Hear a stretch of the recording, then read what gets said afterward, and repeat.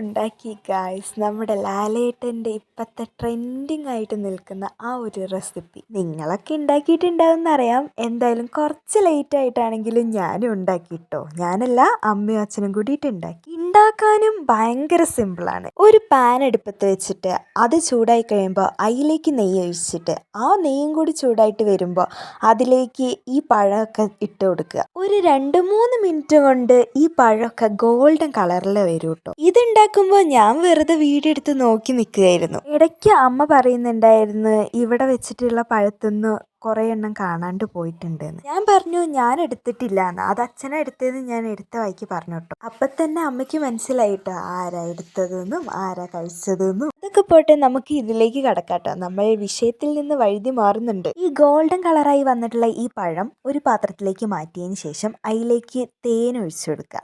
പിന്നെ അതിൻ്റെ മുകളിൽ കൂടെ കുറച്ച് തേങ്ങ, പിന്നെ വെല്ലം ചേർത്ത് കൊടുക്കണം കേട്ടോ. വെല്ലം പൊടിച്ചിട്ട് വേണം കേട്ടോ ചേർത്ത് കൊടുക്കാൻ. മറ്റേ വെല്ലമാണ് ചേർത്ത് കൊടുക്കേണ്ടത്, പക്ഷെ ഇവിടെ ഇതാണ് കേട്ടോ ഉള്ളത്. അതിലേക്ക് പിന്നെ ഐസ്ക്രീമും കൂടി ചേർത്തിട്ട് അപ്പം തന്നെ കഴിക്കണം കേട്ടോ.